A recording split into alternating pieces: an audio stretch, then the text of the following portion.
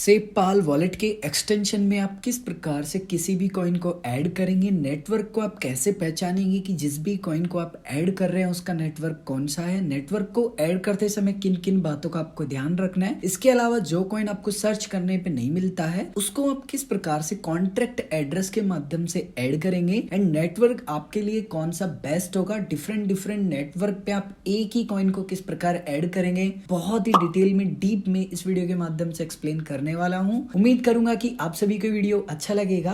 ये वीडियो थोड़ा बड़ा हो सकता है क्योंकि मैं इस वीडियो के माध्यम से आपको नेटवर्क डिटेल में एक्सप्लेन करूंगा, क्योंकि नेटवर्क अगर आपका क्लियर नहीं होगा तो आपको बहुत सारे कंफ्यूजन होंगे और आप किसी भी कॉइन को गलत नेटवर्क पे डिपॉजिट कर लोगे तो वो आपको मिलेगा भी नहीं सेफपाल के एक्सटेंशन वॉलेट में। सो इससे अच्छा है कि आप इस वीडियो को कंप्लीट देखिए, नेटवर्क को समझिए। नहीं समझ आता है तो आप कमेंट करके भी पूछ सकते हैं या वीडियो को आप रिपीट देखेंगे तब भी आपका कंफ्यूजन क्लियर हो जाएगा। इसके अलावा अगर आप सेफपाल वॉलेट एक्सटेंशन के बारे में अधिक सीखना चाहते हैं तो सेफपाल के प्लेलिस्ट का लिंक आपको वीडियो के डिस्क्रिप्शन में मिल जाएगा। वापस से आते हैं अपने वीडियो के टॉपिक पे। तो सबसे पहला काम है, आपने जिस भी ब्राउजर में सेफपाल वॉलेट के एक्सटेंशन को इंस्टॉल कर रखा है आपको सेफपाल के एक्सटेंशन पे क्लिक करना है। जैसे ही आप क्लिक करेंगे तो हो सकता है आपका वॉलेट ओपन हो जाए या ओपन ना हो, आपसे लॉगिन पासवर्ड पूछा जाए। सो जो भी आपका लॉगिन पासवर्ड है वो डालेंगे, उसके बाद में अनलॉक पे आप क्लिक करेंगे। उसके बाद में जैसे ही आपका वॉलेट ओपन हो जाएगा फर्स्ट लुक कुछ ऐसा आपको दिखाई देगा। अगर आपके वॉलेट में कोई होल्डिंग्स है किसी भी कॉइन की सो वो आपको यहाँ पे दिखाई देगी एंड जो भी टोटल बैलेंस होगा वो आपको यहाँ पे दिखाई देने वाला है। मान लीजिए अब आप किसी भी कॉइन को ऐड करना चाहते हैं सो आपको यहाँ पे लास्ट में 3 डॉट का जो ऑप्शन है वो देखने के लिए मिलेगा। आपको यहाँ पे 3 डॉट के ऑप्शन पे क्लिक करना है। जैसे ही आप ऑप्शन पे क्लिक करेंगे आपको यहाँ पे 2 ऑप्शन देखने के लिए मिलेंगे। आपको यहाँ पे मैनेज कॉइन्स का एक ऑप्शन मिलेगा, इस पे आपको क्लिक करना है। जैसे आप इस पे क्लिक करेंगे कुछ इस प्रकार का आपके सामने पेज निकल के आएगा।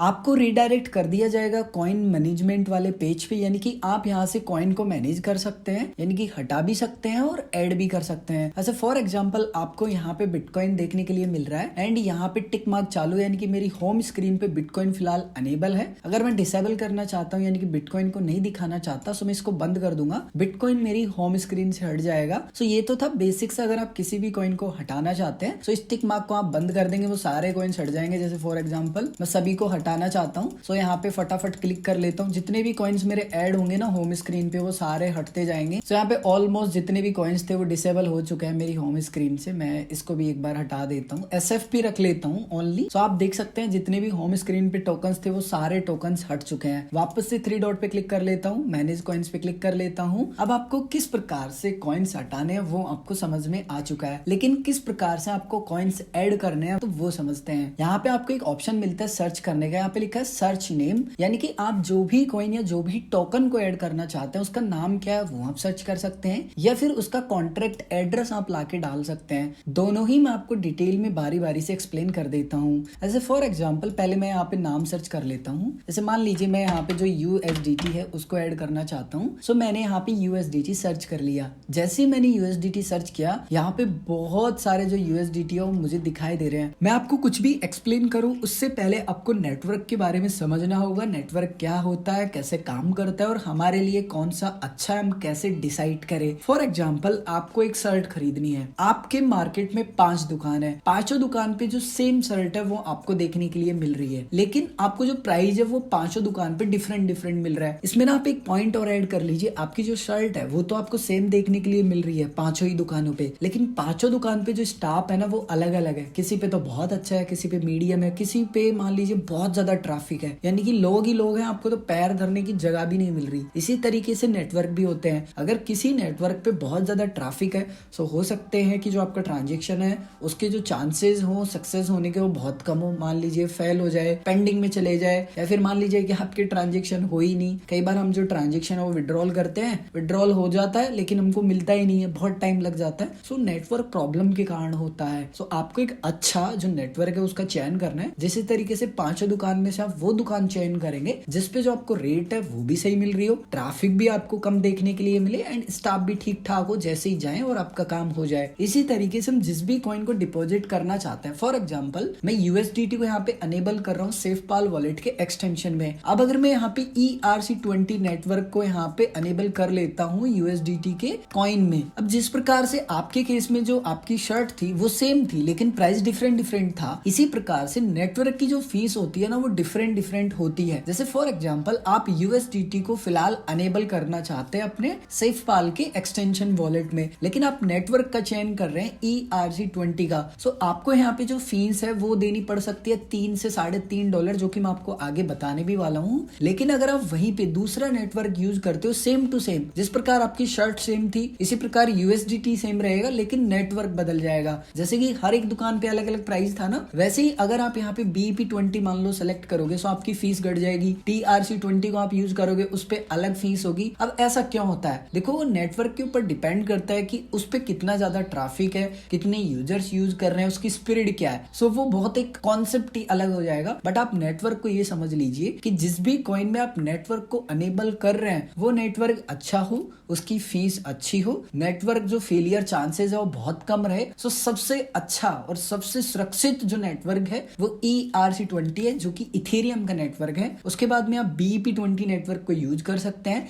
लेकिन ERC20 नेटवर्क थोड़ा महंगा होता है, BEP20 थोड़ा सस्ता होता है। इसके बाद में जो TRC20 है वो भी सस्ता होता है, सोलाना का नेटवर्क भी सस्ता होता है, पॉलीगन मैटिक का भी सस्ता होता है। डिपेंड आपके ऊपर करता है कि आपको कौन सा यूज करना है। लेकिन अगर आप स्टोर कर रहे हैं USDT को, सो पर्सनली ये मेरा मानना है, मैं कोई एडवाइजर नहीं हूं, बट ये मेरा मानना है, हो सकता है कि मैं यहाँ गलत हूं, बट मुझे जो सेफ सुरक्षित नेटवर्क लगता है वो ERC20 लगता है, यानी कि जो इथेरियम का नेटवर्क है वो सुरक्षित लगता है। अब जैसे कि यहाँ पे लिखा हुआ है USDT, लेकिन इसके जस्ट सामने लिखा हुआ है ERC20, यानी कि इथेरियम का अगर आप नेटवर्क यूज करना चाहते हैं USDT को डिपॉजिट करते समय, तो आप इस कॉइन को यहाँ पे अनेबल कर लीजिए। आपको एक टिक चालू करना है और आपकी होम स्क्रीन पे ये ऐड हो जाएगा USDT। मैं आपको वर्ल्ड के लार्जेस्ट एक्सचेंज का जो फीस है वो बता रहा हूँ, बाइनेंस एक्सचेंज का। अगर आप बाइनेंस एक्सचेंज के माध्यम से USDT को किसी भी प्लेटफॉर्म पे डिपॉजिट करते हैं, ऐसा जरूरी नहीं है कि ये SafePal के लिए ही यहाँ पे होगा, बिल्कुल नहीं। आप किसी भी एक्सचेंज पे करो या किसी भी वॉलेट पे करो, अगर आप ERC20 नेटवर्क को यूज करते हैं तो आपकी जो फीस लगेगी वो $3.2 के समथिंग लगेगी। मैं वापस से SafePal के एक्सटेंशन पे क्लिक कर लेता हूँ। जैसे कि आप देख सकते हैं कि मैंने USDT को ऐड किया था ERC20 नेटवर्क पे। हमारी होम स्क्रीन पे अभी फिलहाल हमें दिखाई दे रहा है जो USDT है उसके जस्ट सामने ब्रैकेट में लिखा है ना, वो हमारा नेटवर्क है। इसी तरीके से जो SafePal है, जो SFP टोकन है, उसके जस्ट सामने जो ब्रैकेट में लिखा हुआ वो नेटवर्क है। दूसरा एक और बहुत अच्छा रास्ता है जिससे भी आप पता लगा सकते हैं, जैसे कि यहाँ पे USDT का लोगो आपको दिखाई दे रहा है, लेकिन जितने पुराने यूजर्स होंगे वो ही इसको समझ पाएंगे, नए यूजर्स नहीं समझ पाएंगे, तो आप इस पे फोकस्ड बिल्कुल भी मत कीजिएगा। जैसे यहाँ पे USDT का लोगो है और ब्रैकेट में यहाँ पे इथेरियम का लोगो है,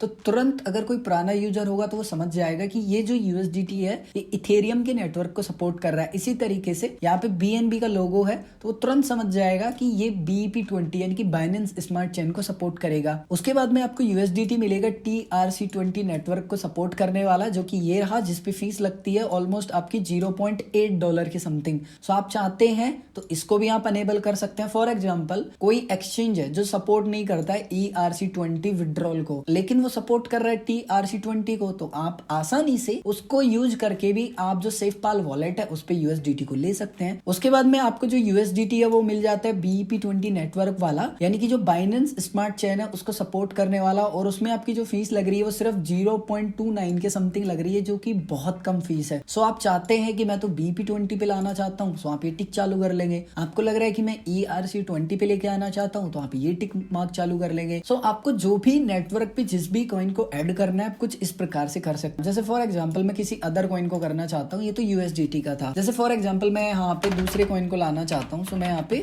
जो सर्च है सिंपली वो BUSD कर लेता हूँ, ठीक है, यानी कि बाइनेंस USD। सो आप यहाँ देखेंगे कि जो BUSD है वो मेरे सामने आ चुका है। पहला जो नेटवर्क है वो आ चुका है BEP20 वाला, ठीक है। दूसरा आ चुका है ERC20 वाला। उसके बाद में BUSD आ चुका है पॉलीगन मैटिक वाला। अब फॉर एग्जांपल मुझे मान लीजिए BUSD ऐड करना है BEP20 नेटवर्क का, सो मैं इसको चालू कर लूंगा। अब ये तो था पहला प्रोसेस कि आप नाम से कैसे ऐड कर सकते हैं, नेटवर्क को कैसे पहचानेंगे और किन किन बातों का आपको ध्यान रखना है। अब बात करते हैं कॉन्ट्रैक्ट एड्रेस के माध्यम से आप किस प्रकार से किसी भी कॉइन को ऐड कर सकते हैं। सो आपको आना होगा कॉइन मार्केट कैप की वेबसाइट पे, वीडियो के डिस्क्रिप्शन में आपको लिंक मिल जाएगा। अब आप जिस भी कॉइन को ऐड करना करना चाहते हैं सेफ पाल वॉलेट में, उसको आपको यहाँ पे सर्च करना है, या फिर आपको यहाँ पे होम स्क्रीन पे भी दिखाई देंगी। सो आप यहाँ पे देख सकते हैं कि मुझे कौन सा कॉइन ऐड करना है, कौन सा करना है। यहाँ पे आप देखेंगे, जैसे मान लीजिए मुझे शिबा इनू करना है, सो मैं यहाँ पे शिबा इनू पे क्लिक करूंगा। क्लिक करने के बाद में यहाँ पे इस साइड आपको काफी सारे जो ऑप्शन है वो दिखाई देंगे। यहाँ पे आपको जो कॉन्ट्रैक्ट एड्रेस है वो दिखाई देगा। आपको कुछ नहीं करना, कॉपी करना है। कॉपी करने के बाद में एक्सटेंशन पे क्लिक करना है। क्लिक करने के बाद में आपको वापस से 3 डॉट पे क्लिक करना है। वही सेम प्रोसेस रहेगा, आपको वही मैनेज कॉइन्स वाले ऑप्शन पे क्लिक करना है एंड यहाँ पे आपको जो एड्रेस है वो लाके डाल देना है। जैसे ही आप एड्रेस डाल देंगे, जो शिबा इनू है वो आपको दिखाई देगा। यहाँ पे देखिए ERC20 लिखा हुआ है